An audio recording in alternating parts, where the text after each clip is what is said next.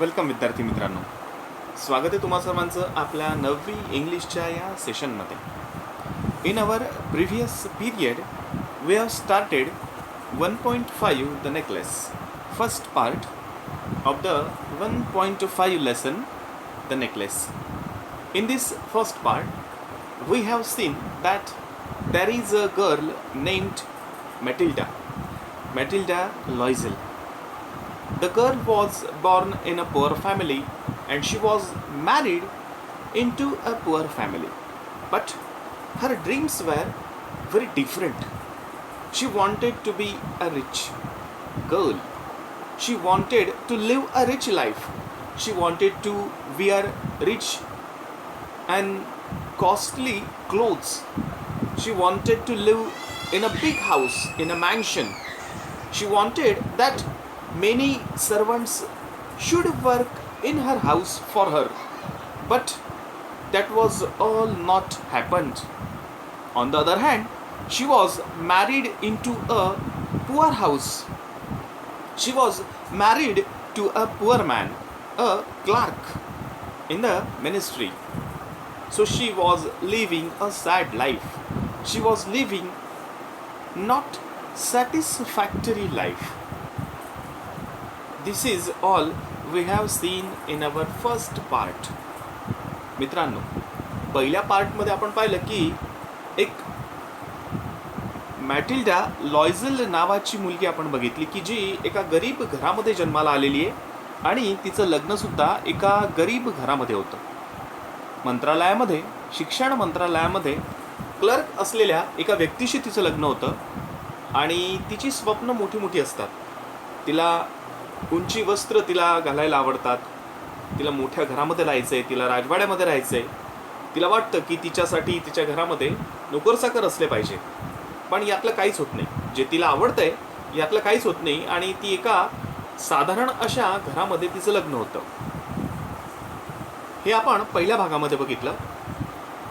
तिच्या पतीने एका कार्यक्रमाचं, मंत्रालयामध्ये एक कार्यक्रम होणार आहे आणि त्या कार्यक्रमाचं निमंत्रणपत्र तिच्यासाठी आणलेलं आहे आणि मग त्या कार्यक्रमाला जाण्यासाठी तिच्याकडे चांगला ड्रेस नाही आहे, तिच्याकडे चांगले ऑर्नामेंट्स नाही आहेत असं ती कारण सांगते. आणि तिचा नवरा, her husband gave her the money which he had saved to buy a gun for him. त्याला एक बंदूक विकत घ्यायची असते, एक गन विकत घ्यायची असते. कशासाठी? फॉर हंटिंग, शिकारीसाठी. आणि दागिने घ्यायसाठी तिच्या मैत्रिणीकडे ती जाते.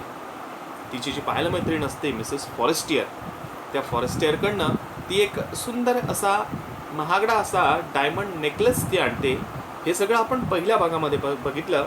नाव we will see what happen next in our second part. मग दुसऱ्या पाठामध्ये काय काय घडतंय ते आपण आता दुसऱ्या भागामध्ये बघू. We are on page number 28. 28 पान नंबरवरती जो दुसरा भाग सुरू होतोय त्या दुसऱ्या भागावरती आपण आता आहोत. Now look into the book and listen carefully. They looked in the folds of her dress, in the folds of her cloak, in her pockets, everywhere, but they could not find it. We have seen that they attended the party at ministry, but when they returned home, at that time when Matilda was taking a last look into the mirror of her beauty, of her grace, at that time she found that she lost the necklace. The necklace was not in her neck. जेव्हा ते पार्टीवरनं परत येतात आणि पार्टीवरनं परत आल्यानंतर जेव्हा मॅटिल्डा तिच्या आकर्षकपणा तिचा बघण्यासाठी म्हणून ती आरशामध्ये स्वतःला शेवटचं बघते, तेव्हा तिच्या काय लक्षात येतं? तिच्या लक्षात येतं की शी लॉस्ट दॅट नेकलेस. तो नेकलेस तिच्या गळ्यामध्ये तिला दिसत नाही, आता तो हरवलाय. मग ते त्या नेकलेसचा सगळीकडे शोध घेत आहेत. मिसेस मॅटिल्डा आणि मिस्टर मॅटिल्डा. मिस्टर, माफ करा, his name is not Matilda. Matilda is the name of a girl. Loisel, Mr Loisel and Mrs Loisel हे दोघं तो हार शोधतायत. मग कुठे कुठे शोधतायत ते? They looked in the folds of a dress. तिच्या ड्रेसच्या घड्यांमध्ये तो हार आहे का ते तो पाहत होते. In the folds of her cloak. Cloak म्हणजे ड्रेसचा जो वरचा भाग असतो ना, त्याला झगा असं म्हणतात. त्या वरच्या भागामध्ये ड्रेसमध्ये ते पाहत होते. इन हर पॉकेट्स, त्या ड्रेसच्या खिशामध्ये त्यांनी पाहिलं. Everywhere they looked that necklace everywhere but they could not find it. पण तो जो नेकलेस आहे तो त्यांना सापडला नाही. They could not find it. Are you sure you still had it when you left the hall? He asked. Mr. Loisel asked to Matilda. मॅटिल्डाला त्याने विचारलं. काय विचारलं? Are you sure you still had it on. जेव्हा party hall तू सोडलास तेव्हा तुझ्या गळ्यात होता का तो? असं लॉयझेलने मॅटिल्डाला विचारलं. मॅटिल्डा उत्तर देते, yes I touched it in the hall at the ministry. ती हो म्हणते की मी तो स्पर्श करून बघितला म्हणे तिथे. Again Loisel is asking her, but if you had lost it in the street we would have heard it fall. It must be in the cab. मग मिस्टर लॉयझेल म्हणतोय की तो जर रस्त्यात जर तुझ्याकडनं पडला असता तर आपल्याला त्याचा पडण्याचा आवाज आला असता. If you lost it in the street then we must listen this simple voice. पण तसा आवाज त्यांना काही ऐकू नाही आला. म्हणून मग तो तर्क लावतोय, मिस्टर लॉयझेल तर्क लावतोय की it must be in the cab. Cab म्हणजे टॅक्सी. मग तो टॅक्सीमध्येच राहिला असेल असा अंदाज मिस्टर लॉयझेल लावतोय. Yes that is probably it. Did you take his number? मग मॅटिल्डा सुद्धा म्हणते की शक्यतो तसंच झालं असेल. प्रॉबॅबली शक्यतो तसंच झालं असेल. तू टॅक्सीचा नंबर घेतलास का? मिस्टर लॉयझेल उत्तरतो की नो, त्याने काही टॅक्सीचा नंबर घेतलेला नाही आहे. They stared at each other stunned. ते हताश झाले आणि हताश होऊन एकमेकांकडे बघतायत. At last Loisel put his clothes on again. आणि लॉयझेलने काय केलं? पुन्हा त्याचे कपडे अंगावर चढवले. Clothes on again. आणि तो म्हणाला, मॅटिल्डाला म्हणाला, काय म्हणाला तो? I am going back over the whole route. Over the whole route. तो जो संपूर्ण रस्ता ते टॅक्सीपासून आले होते ना, तो म्हणतोय की मी त्या संपूर्ण रस्त्याने पायी चालत जातो. And see if I can find it. आणि तो खाली पडलेला दिसतोय का ते मी बघतो. असं म्हणून तो संपूर्ण रस्ता चालत जायला निघतो. ही लेफ्ट. मिस्टर लॉयझेल चालला गेला. आता तो हार सापडतोय की नाही ते शोधायसाठी तो ज्या रस्त्याने ते टॅक्सीने आलेले कॅबने आलेले त्या संपूर्ण रस्त्यावर तो चालत जातो. He left. She remained in her ball dress. Ball dress म्हणजे पार्टीसाठी जो ड्रेस तिने घातलेला आहे त्या ड्रेसला बॉल ड्रेस असं म्हणतात. ठीक आहे. मग she remained in her ball dress all night.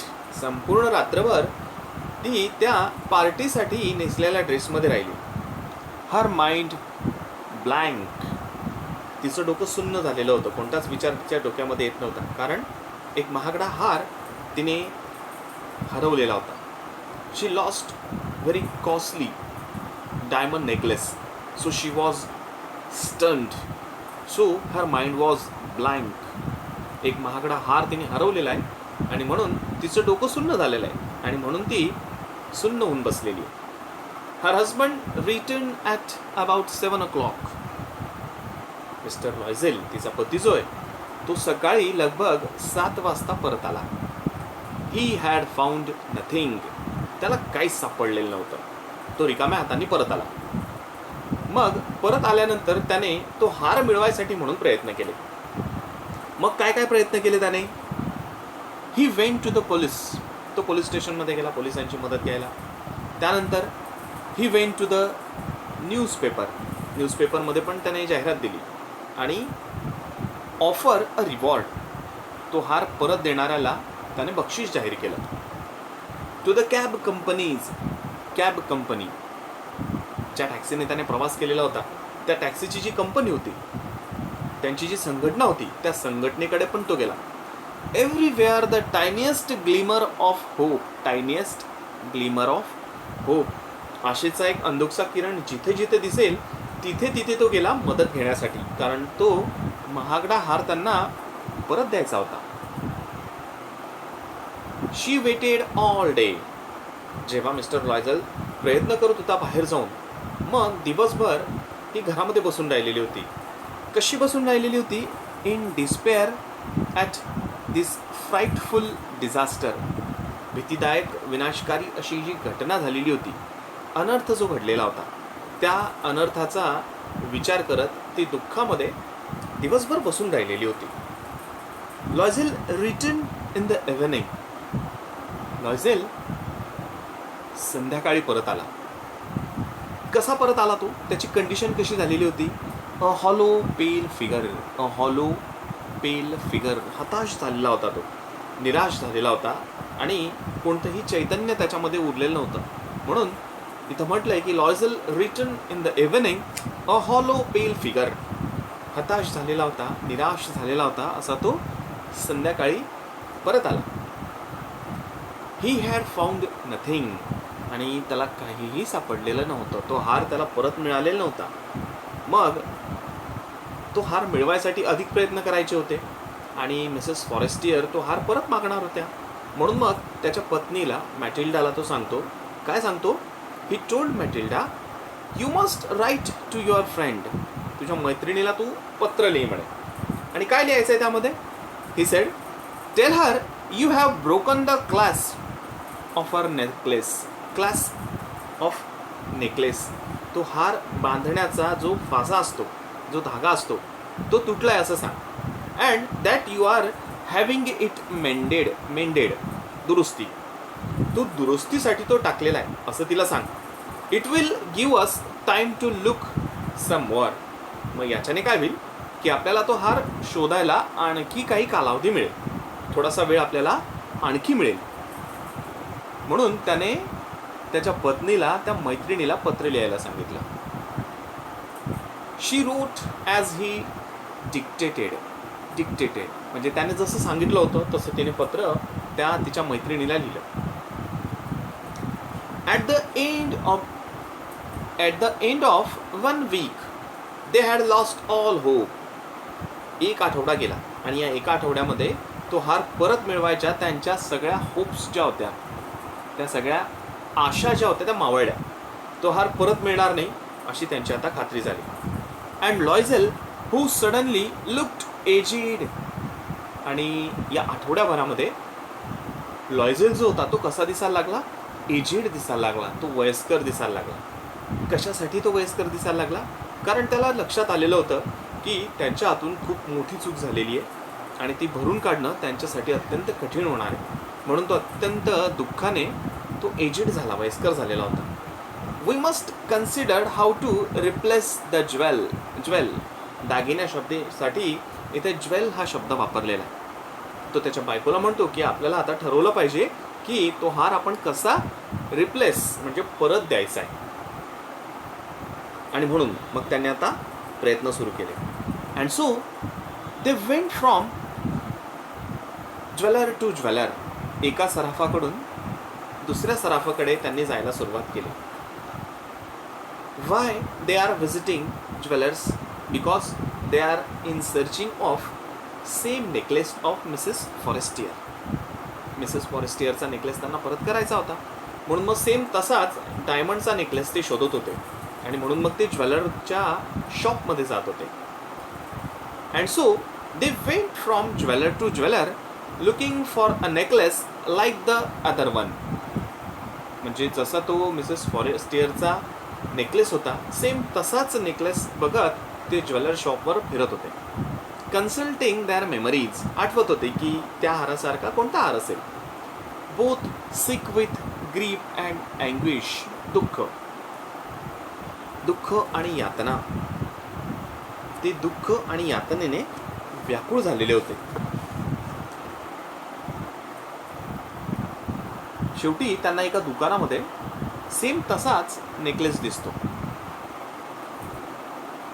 In a shop at the palace royal हे दुकानाचं नाव आहे. त्या पॅलेस रॉयल दुकानामध्ये त्यांना सेम तसाच एक डायमंड नेकलेस दिसतो. They found a string of diamond. म्हणजे डायमंडचा हार. तो हार त्यांना तिचा दिसतो.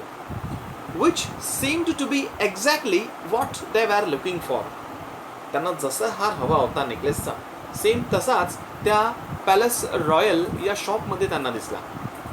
त्याची किंमत किती होती? त्याची किंमत होती 40,000 francs.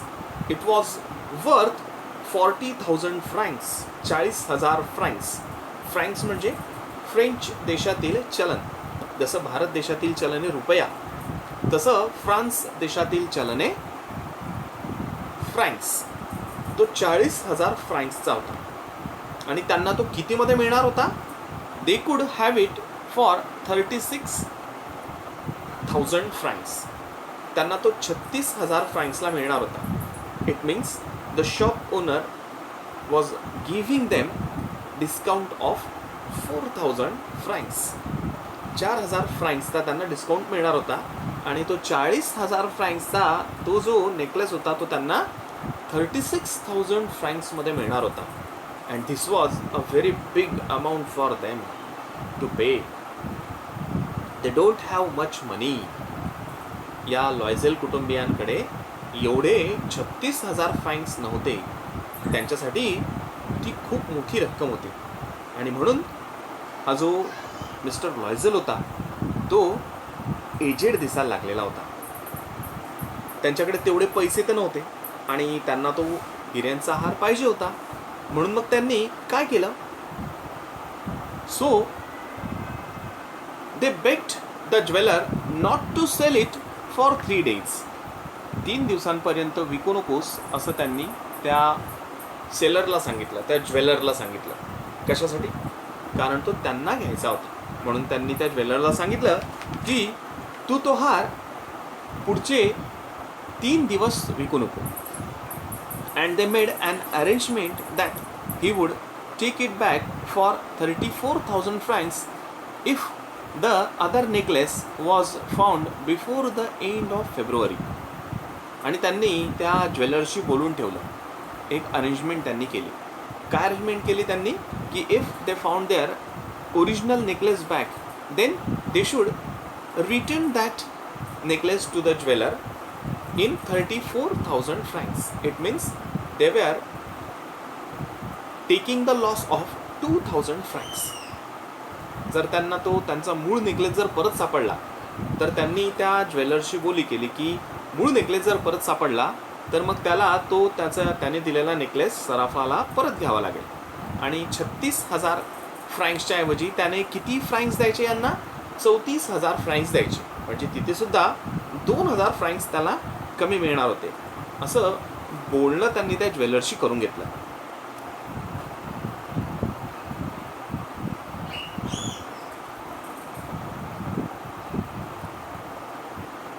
Loisel had 18,000 francs. Mister लॉयझेलकडे काही पैसे होते. किती पैसे होते त्यांच्याकडे? त्यांच्याकडे 18,000 फ्रँक्स होते. 18,000 फ्रँक्स या मिस्टर लॉयझेलकडे होते. आणि त्याला लागणार किती होते? 36,000 फ्रँक्स लागणार होते. म्हणजे अजून 18,000 फ्रँक्स त्यांना उभे करायचे होते. 18,000 फ्रँक्स त्यांना अजून उभे करायचे होते. Loisel had 18,000 francs which his father had left him. त्याच्या वडिलांनी, मिस्टर लॉयझेलच्या वडिलांनी त्याच्यासाठी 18,000 फ्रँक्स राखून ठेवलेले होते. He would borrow the rest. Borrow म्हणजे उधार घेणे. आणि उरलेली रक्कम त्याला उधार घ्यायची होती. किती रक्कम त्याला उधार घ्यायची होती? त्याला बरोबर तेवढीच, म्हणजे 18,000 फ्रँक्स त्याला उधार घ्यायची होती. असं कठीण काम त्यांच्या समोर होतं. Dear students, we will stop here. Our remaining part we will see in our next period. आजच्यासाठी एक छोटासा स्वाध्याय मी तुम्हाला देतोय. लिहायचं नाही आहे. You have to read the second part. घरीच सेकंड पार्टचं लाऊड रीडिंग करायचं आहे. हा आपला स्वाध्यायाचा एक छोटासा भाग आहे. ठीक आहे. आपला उरलेला भाग जो आहे, सेकंड पार्टचा जो उरलेला भाग आहे, तो आपण आपल्या पुढच्या तासिकेला बघूया.